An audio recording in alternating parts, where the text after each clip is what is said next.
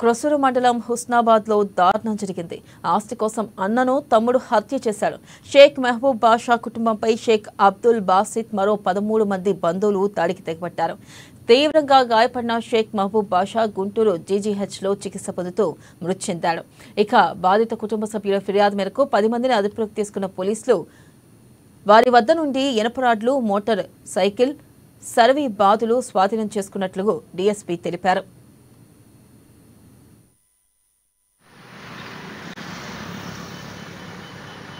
పల్నాడు జిల్లా క్రొసూరు మండలం క్రొసూరు police station పరిధిలో హస్నాబాద్ అనే విలేజ్ ఉంది.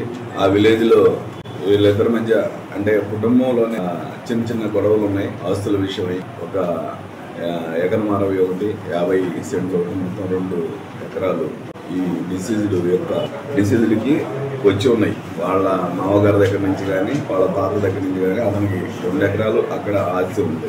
ఆ 2 ఎకరాలు కూడా మా సమానంగా పంచాలని అతను తమ్ముడు, అంటే ఈవిడికి 2 పెళ్లిళ్ళయ్యాయి. ఫస్ట్ భర్త కొడుకు అనమాట, ఇది చనిపోయింది.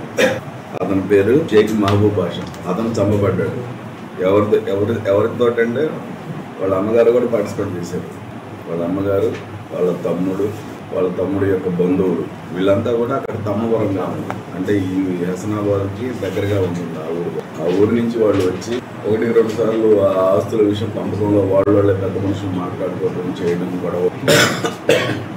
ఆ క్రమంలో ఆల్రెడీ వాళ్ళు ఒక కేసులు కూడా ఉంది.